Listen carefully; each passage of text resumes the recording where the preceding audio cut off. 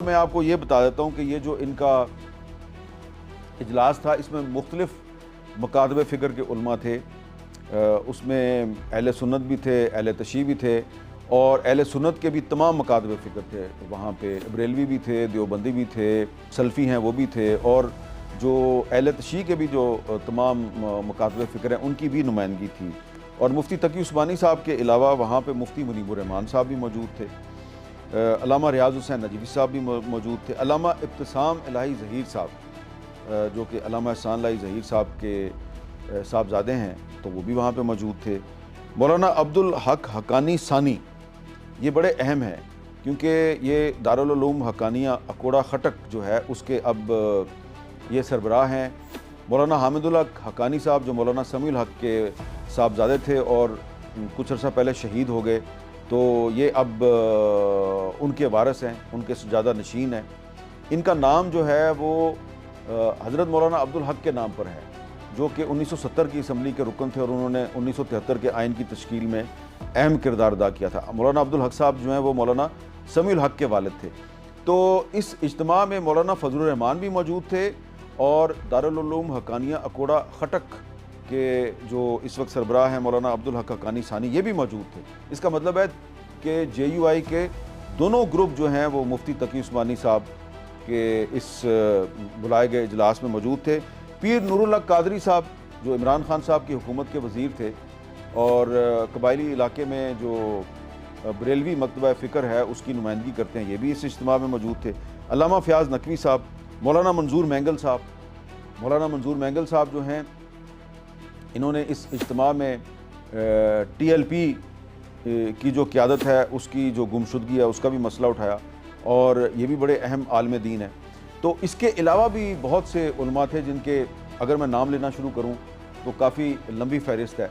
तो ये तमाम मकातब फ़िक्र की यहाँ पे नुमाइंदगी थी। तो इन्होंने जो एलामिया जारी किया है वो एलामिया 27वीं तरमीम से शुरू नहीं होता, वो 26वीं तरमीम से शुरू होता है, जिसकी कि मौलाना फजलुर रहमान ने भी हमायत की थी और मुफ्ती तकी उस्मानी साहब ने भी हमायत की थी। और इस तहरीक इत्तेहाद उम्मत का जो एलामिया है उसमें कहा गया है कि आइन की 26वीं तरमीम का ये एक मुस्तहसन फ़ैसला था कि मुल्क से रिबा यानी सूद के ख़ात्मे के लिए एक मुअय्यन मुद्दत मुकर्रर कर दी गई थी जो 31 दिसंबर 2027 को ख़त्म हो रही है और 1 जनवरी 2028 से सूदी निज़ाम को मुकम्मल ख़त्म करके इस्लामी मालियाती और बैंकारी निज़ाम नाफिज करना था।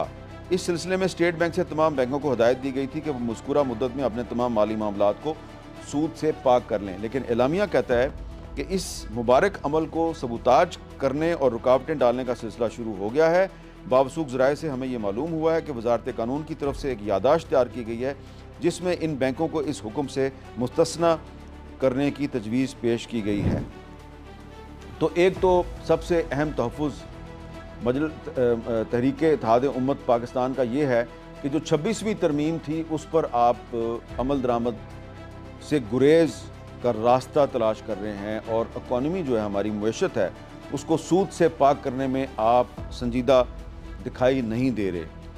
और दूसरा उसके बाद फिर उन्होंने 27वीं तरमीम का जिक्र किया है कि हाल ही में दस्तूर पाकिस्तान में 27वीं तरमीम इंतहाई उजलत में मंजूर की गई। इस तरमीम में मुतअद्दिद अमूर अदलिया की आज़ादी पर कदगन के हुक्म लगाए गए हैं, लेकिन एक बात कुरान और सुन्नत से सराहतन मुतसादम है और वो ये कि सदर ममलकत और अफवाज पाकिस्तान के बाद आला मुनासिब पर फाइज अफराद को न सिर्फ उनकी मुद्दत कार में बल्कि ताहयात हर किस्म की फ़ौजदारी कार्रवाई से मुकम्मल इस्तिस्ना दिया गया है, जिसका मतलब ये है कि उनके काम छोड़ने के बाद भी ज़िंदगी भर वो हर किस्म के जुर्म की बाज़पुर्स से आज़ाद रहेंगे। ये इस्तिस्ना कुरान करीम के बिल्कुल ख़िलाफ़ है।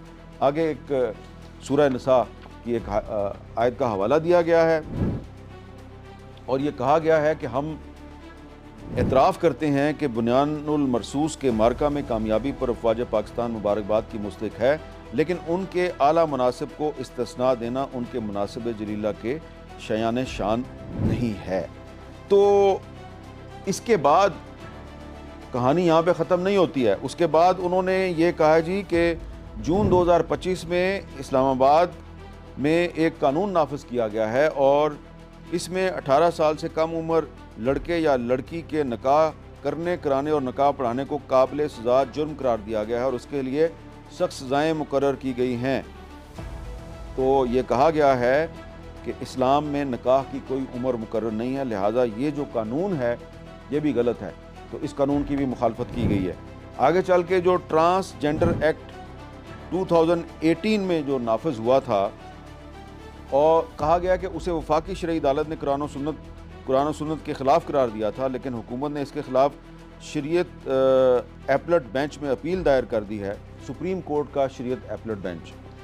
तो और ये अभी तक ज़ेरे उल्तवा है और इसमें जो वफाकी शरई अदालत का फ़ैसला है वह मुअत्तल है और कानून फ़िलहाल जूँ का तूँ है। अलबत्ता शुनीद ये है कि पार्लियामेंट की कोई कमेटी इसमें तरमीम पे गौर कर रही है, ये भी इन्होंने एक तहफ़्फ़ुज़ का इजहार किया है।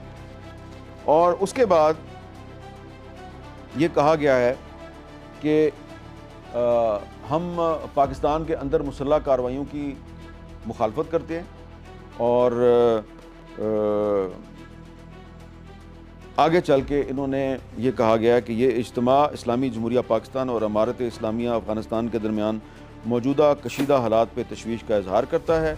और ये कहा गया जी कि हम अमारत इस्लामिया अफ़गानिस्तान से पुरज़ोर मुतालबा करते हैं कि वह अपनी सरज़मीन को इन मुफसद ग्रोहों और तबकात की माजगा ना बनाए जो वहाँ दस्तियाब सहूलतों से फ़ायदा उठा के पाकिस्तान में तखरीबकारी और दहशतगर्दी करते हैं।